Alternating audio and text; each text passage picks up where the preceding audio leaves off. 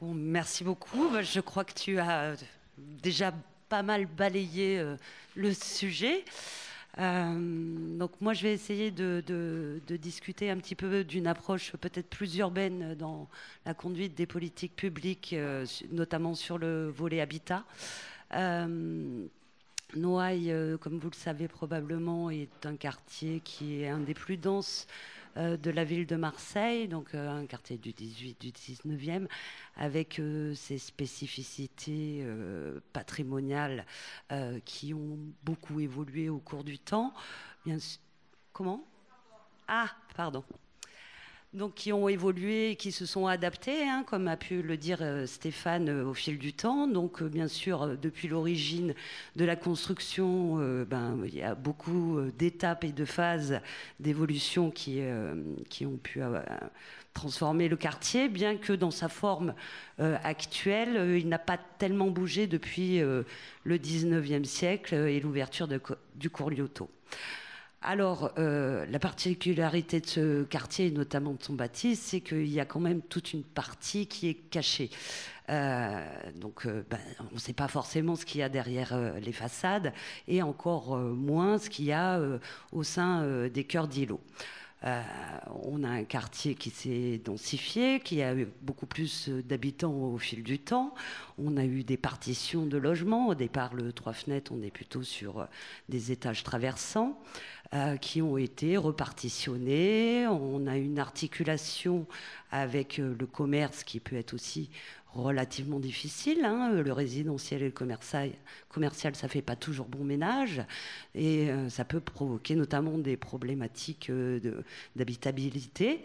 Donc sur toute cette partie cachée, on peut avoir des extensions sauvages. On a agrandi les rez-de-chaussée pour faire des réserves.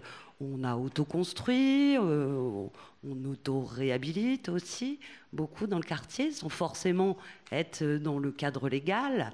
Donc, on s'adapte, on pousse les murs, on fait des ouvertures qui vont fragiliser ce système qui se maintient par tous ses composants, par ces murs mitoyens, par ces planchers aussi extrêmement importants, les façades en moindre mesure, mais qui participent également, ces escaliers, ces cloisons qui, au fil du temps, sont devenues porteuses d'un plan libre qu'aurait pu être le 3 fenêtres. Aujourd'hui, il faut faire très attention à ça, bien entendu.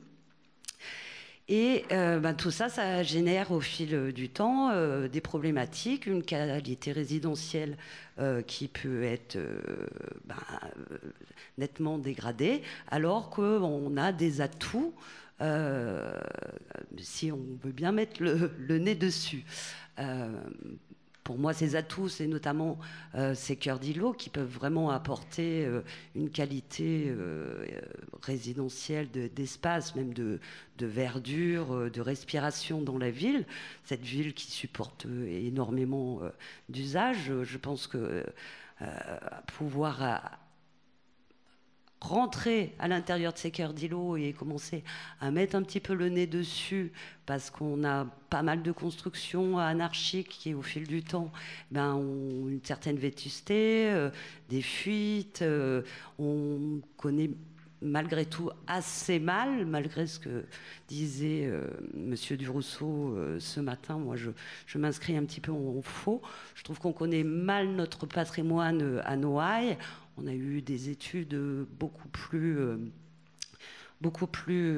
importantes, par exemple sur le quartier de Belzins, qui est un petit peu plus bourgeois en termes de construction. Sur Noailles, c'est vrai que y a plein de questions patrimoniales qui n'ont pas été franchement explorées. Je pense à la question de l'eau, notamment au niveau des sous-sols, au niveau des caves. Je pense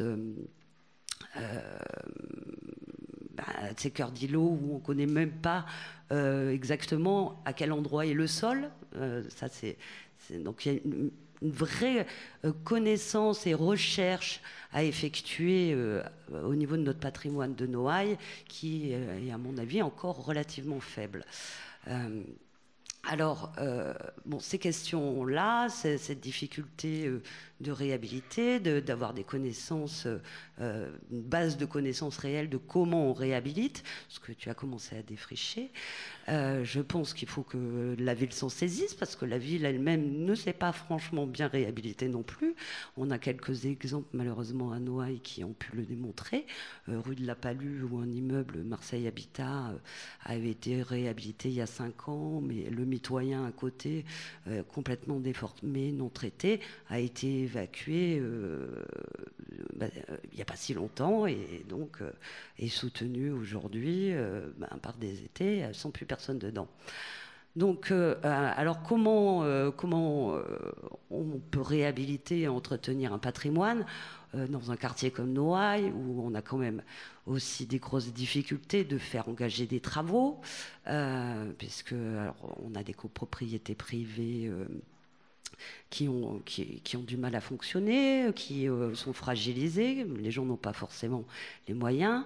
On a une réhabilitation un peu sparadrap qui ne prend pas la globalité des problèmes, des syndics qui fonctionnent plus ou moins, des propriétaires qui sont plus ou moins vertueux et qui ont des visées à court terme de rentabilité, ce qui n'est pas dans une logique de réhabilitation pérenne et durable. Donc, à mon sens, à un moment, il faut qu'il y ait la puissance publique, hein, même si aujourd'hui il y a une réelle défiance vis-à-vis d'elle, qui intervienne et qui soit partie prenante pour contrôler, pour accompagner aussi les réhabilitations auprès des propriétaires. Alors bon, moi j'ai eu l'occasion de travailler depuis une dizaine d'années un petit peu sur l'ensemble des dispositifs d'habitat qu'il y a pu y avoir à Noailles, et également à une autre échelle sur l'étude urbaine, notamment sur les questions d'habitat.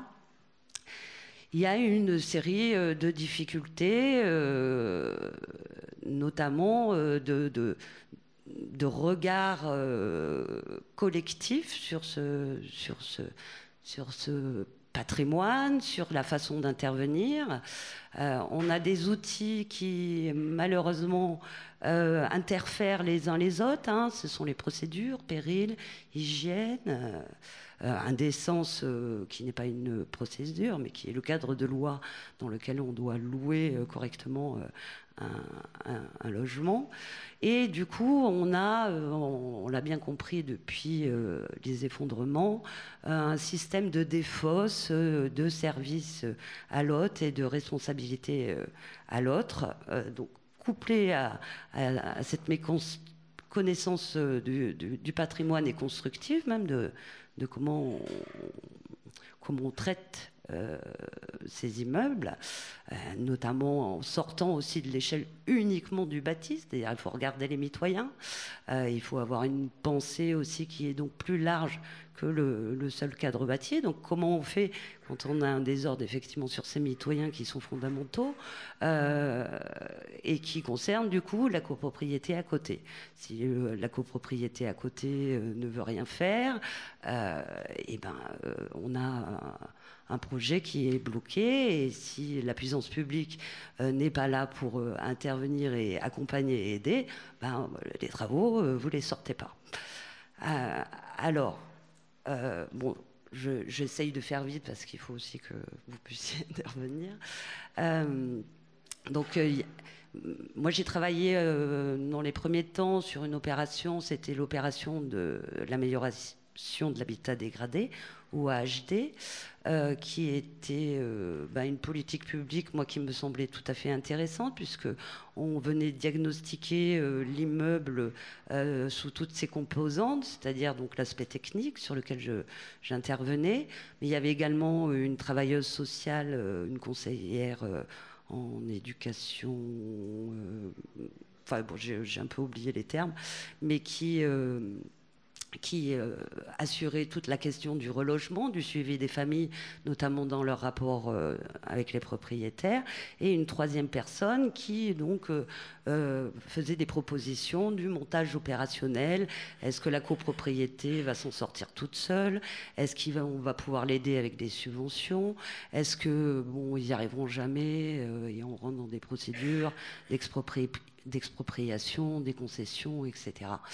Bon, cette opération, bien que bien pensée, puisqu'il y a la composante sociale aussi qui est là, et c'est pas des moindres, parce qu'elle a un coût également, a eu du mal à fonctionner parce que tout le volet procédure et coercitif n'a pas suivi. Donc on avait un service habitat qui était assez volontaire pour faire des choses, mais on n'avait pas les outils coercitifs qui permettaient de faire avancer un petit peu plus l'opération.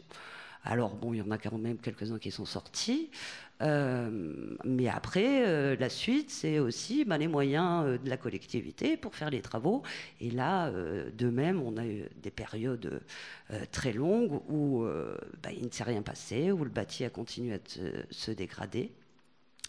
Et où finalement, faute de volontarisme des pouvoirs publics, on les a rebalancés dans du privé, avec bien sûr une décote liée au coût des travaux qui se sont rajoutés. Et puis tout d'un coup aussi une perte de la maîtrise du programme. Donc moi j'ai quelques cas par exemple où un bâtiment passé en concession a été revendu à du privé, un bâtiment qui avait eu une expropriation, qui a été vendu avec un cahier des charges, et où le cahier des charges, plus moyen de le faire respecter. Donc plutôt que de conserver des appartements traversants, notamment sur les premiers étages où il peut y avoir peu de luminosité, donc un intérêt d'avoir une double orientation, on partitionne, on rentabilise au maximum et on se retrouve à subventionner des opérations qui sont en train de réduire la qualité résidentielle. Donc il y a une vraie réflexion d'ensemble dans les outils et leur façon d'être coordonnés, parce qu'on a des services qui n'arrivent pas à fonctionner ensemble. Et je ne sais pas si la métropole et la future spline vont arriver à lever ce type de problème. Moi, je suis convaincue qu'il faut que la collectivité soit extrêmement interventionniste, parce qu'on ne peut pas compter sur nos propriétaires privés pour sortir de cette problématique qui a empiré d'année en année, bien entendu. Et écoutez, j'en finirai là pour l'instant, parce que je pense qu'il y a un échange avec vous, avec la salle, qui est important à avoir, et je tiens à ce qu'on garde ce temps-là.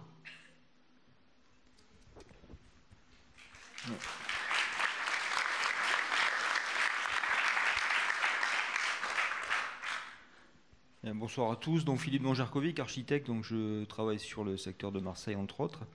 Et on m'a demandé d'intervenir. Enfin, Sébastien m'a dit il faudrait que tu viennes parce que tu as mis les mains dans le cambouis. Donc effectivement, j'ai travaillé sur 2-3 opérations dans la région, mais en particulier sur le centre ancien de Marseille et donc du Panier, pas de Noailles mais du Panier. Et je voudrais vous parler aujourd'hui de la réalité du terrain également, parce que c'est un fait, les bâtiments historiques ont leur qualité, ont leur propriété, mais après il faut confronter ça avec ce qu'on rencontre sur le terrain, à savoir les commanditaires, les entreprises, les bureaux de contrôle, les bureaux d'études, et c'est pas si simple que ça de faire des travaux sur les bâtiments anciens. Alors, sur le centre ancien de Marseille, la plupart des bâtiments sont protégés donc, par des AVAP ou des ZPPUP. L'idée, c'est pas nécessairement de protéger tous les bâtiments pour leur qualité intrinsèque, parce qu'ils ne sont pas tous remarquables, mais c'est pour la cohérence d'ensemble. Donc, ce qu'il faut bien comprendre, c'est que ce qu'on cherche à protéger, c'est une harmonie générale, c'est des gabarits, c'est des échelles urbaines. Et bien évidemment, toute démolition entraîne des modifications de cette cohérence. Comme le disait Sébastien, on ne sait pas reconstruire aujourd'hui de la même manière. Enfin, on pourrait, avec un peu d'effort, on pourrait faire, mais le modèle économique ne le permet pas. Il y a beaucoup, bien évidemment, de tentations de densifier. Donc, on perd des questions d'échelle, en particulier au niveau des rez-de-chaussée. Combien de fois on voit des immeubles qui remplacent des 3 fenêtres où le rez-de-chaussée n'est pas du tout à l'échelle de ce qu'on pouvait avoir précédemment. Et ça, c'est dramatique parce qu'on trouve des pastiches, on essaie de reproduire, et à la limite, je préfère qu'on fasse un projet contemporain complet plutôt que d'essayer de faire des mauvais projets. Donc l'idée, c'est effectivement de sauver ce patrimoine et de voir comment on peut le faire. Alors, je pense qu'il y a pas mal de futurs architectes là, dans le public, donc je voulais vous parler de méthodologie d'intervention et surtout vous parler de la question du diagnostic.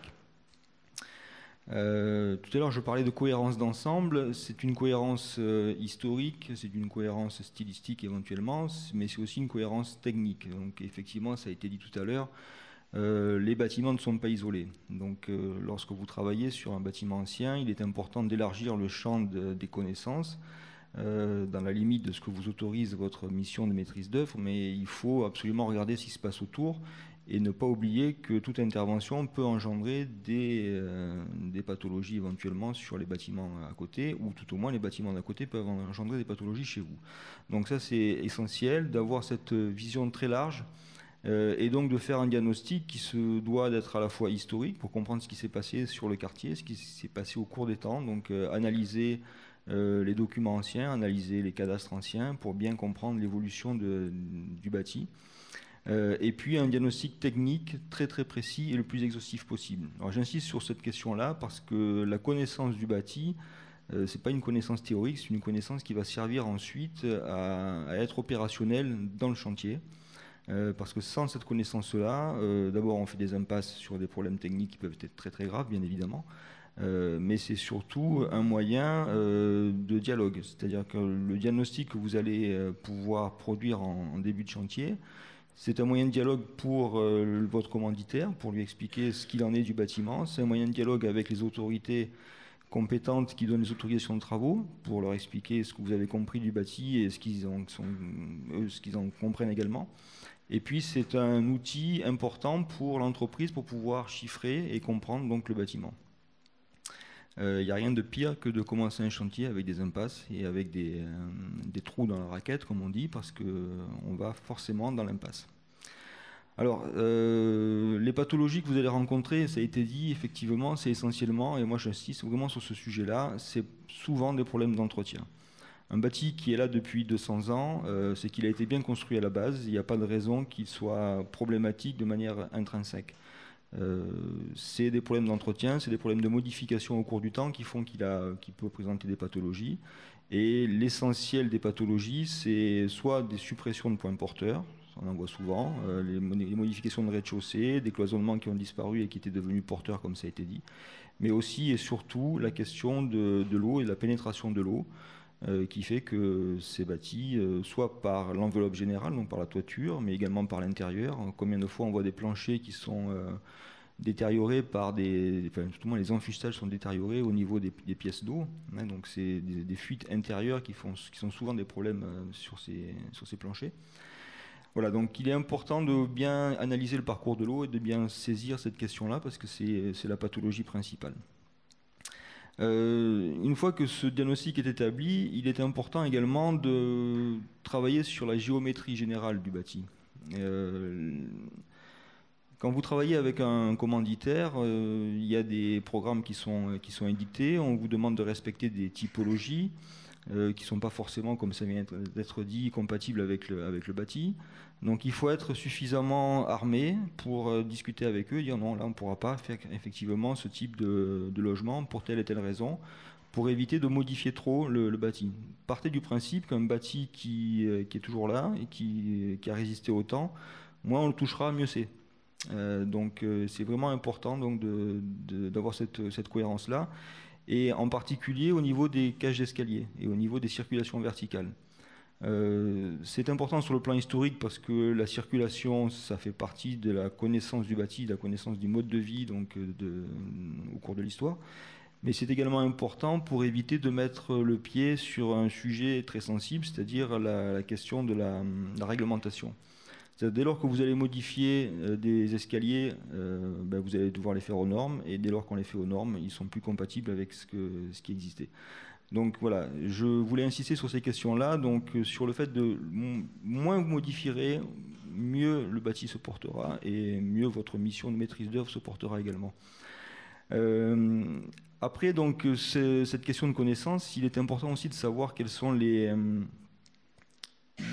acteurs qui vous entourent. Donc, bien évidemment, les commanditaires, mais n'oubliez pas qu'il y a des normes à respecter, il y a un certain nombre de réglementations qui font que vous êtes aussi sous le joug de contrôleurs techniques, de bureaux d'études, d'assurance, de modes de calcul et d'une entreprise également. Et ces questions d'assurance, on les rencontre aujourd'hui quand vous avez des périls imminents qui sont édictés. C'est souvent pour ça. C'est tout simplement parce que personne ne veut prendre la responsabilité de dire qu'il n'y a pas de problème.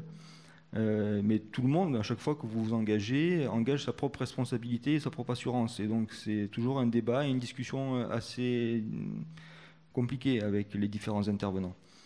Donc il faut savoir s'entourer de bureaux d'études compétents qui savent, comme ça a été dit, comprendre donc le bâti ancien, comprendre comment on doit intervenir, ne pas surdimensionner les structures, ne pas partir sur des systèmes qui sont inadaptés et qui vous obligeront à multiplier donc, les points d'appui, éventuellement de se passer complètement des points d'appui anciens. On a rencontré ça parfois, donc on fait des structures à l'intérieur des bâtiments pour ne pas porter sur le bâtiment. Donc je vois plus du tout l'intérêt de conserver le bâti à ce moment-là, puisqu'il n'y a plus du tout, ni les planchers ne portent plus sur les murs, les structures descendent par des poteaux, les poteaux reportent sur des micro-pieux, donc l'enveloppe du bâti c'est plus qu'une enveloppe, rien d'autre. Donc autant à ce moment-là faire un bâti, sauf s'il y a un vrai intérêt, je dirais, historique au bâti et que c'est le seul moyen pour le sauver. Mais bon, voilà, il faut vraiment avoir donc, des interlocuteurs qui sachent de quoi ils parlent et comment on sait intervenir. Vous avez en face de vous un bureau de contrôle qui a besoin aussi qu'on justifie les calculs. Et ça, c'est toujours très compliqué également. Donc on parlait tout à l'heure des planchers en bois. Quand vous intervenez sur des planchers existants qui sont relativement peu abîmés, on sait intervenir, on sait les réparer, on sait les conforter. Quand les planchers sont complètement HS et qu'il faut les remplacer entièrement, la question de la norme, du calcul, de la portance, de l'acoustique, du parasismique, ça devient très très compliqué. Donc je m'adresse surtout aux futurs architectes qui sont là. Sachez qu'il y a une limite à ne pas franchir, à savoir que à un moment, vous basculez dans la partie neuve, dans la partie normative, et là, on ne sait plus, ou quasiment plus gérer le sujet. Le sujet vous échappe, on a de vraies difficultés à justifier les choses. Donc il faut éviter de franchir cette limite-là. En accompagnant le bâtiment. C'est pour ça que j'insiste tout à l'heure sur la connaissance, c'est qu'il faut accompagner le bâtiment en essayant donc de faire des interventions mesurées qui correspondent à la cohérence générale du bâti et faire en sorte donc de ne pas franchir cette ligne rouge qui vous conduira sur des impasses. Alors, on m'a demandé d'intervenir pour parler de 2-3 opérations sur le panier. Donc effectivement, le panier, il y avait encore 8 ou 9 immeubles qui n'étaient pas réhabilités. C'est quasiment les seuls qui ne l'étaient pas. Et là, on parle de réhabilitation très très très lourde. C'est-à-dire qu'on n'est pas sur des sujets de réparation de plancher ou de niveau par niveau. On est sur des immeubles qui sont sur le point de s'effondrer, qui sont entièrement... tous les planchers à l'intérieur sont très très dégradés. Quasiment inaccessible. Au début du diagnostic, on ne pouvait pas accéder dans les bâtiments. Il a fallu faire d'abord des opérations de curetage, des opérations d'étaiement, pour pouvoir ensuite rentrer et commencer à faire un diagnostic.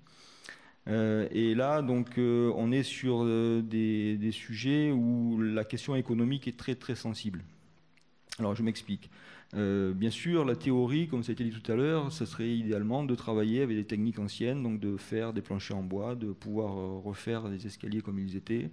Mais on n'a pas nécessairement les compétences avec les entreprises, on n'a pas les budgets. Pour parler très clairement, sur les opérations où j'étais, on m'a appelé sur une opération, il y avait pour 2 500 000 euros de travaux.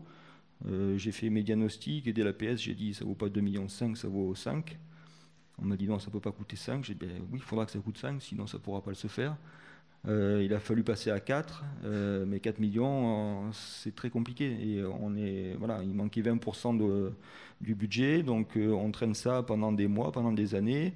Et il faut savoir qui porte la responsabilité financière de ça. Est-ce que c'est effectivement le commanditaire qui veut tirer au plus bas et on fait assumer ça à des entreprises qui s'engagent sans trop savoir où elles mettent le pied, parce que c'est compliqué de travailler sur ce bâti.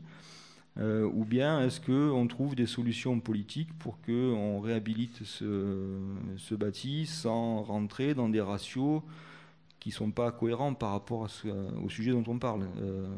On m'a souvent rétorqué que ça coûtait plus cher que du neuf. Oui, ça coûte plus cher que du neuf quand on construit du neuf sur un terrain plat.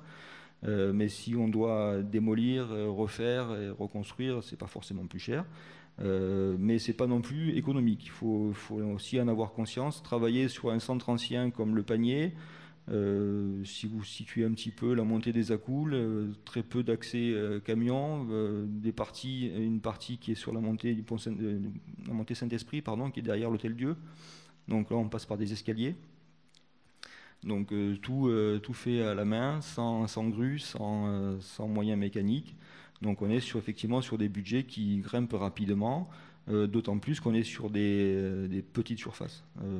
C'est du bâti, c'est même pas du 3 fenêtres, des fois il n'y a que 2 fenêtres, voire même des parcelles où il y a une seule fenêtre. Donc sortir des logements dans ces immeubles-là, c'est compliqué.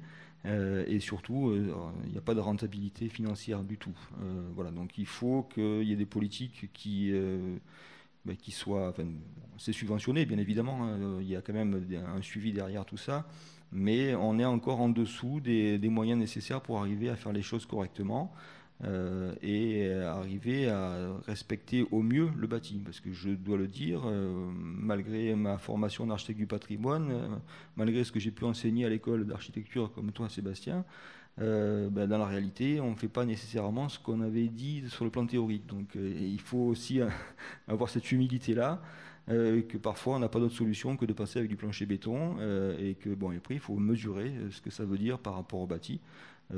Ça n'a pas que des inconvénients, ça permet aussi de rigidifier et de créer des contreventements quand c'est nécessaire. Mais voilà, donc il faut savoir que la réalité n'est pas ce que vous allez apprendre nécessairement à l'école, mais sachez que tout ce que vous apprendrez vous permettra d'être prudent et surtout de bien connaître cette limite. Voilà, j'insiste vraiment là-dessus, la connaissance du bâti et la connaissance de la limite à ne pas franchir pour ne pas mettre le doigt dans des difficultés particulières.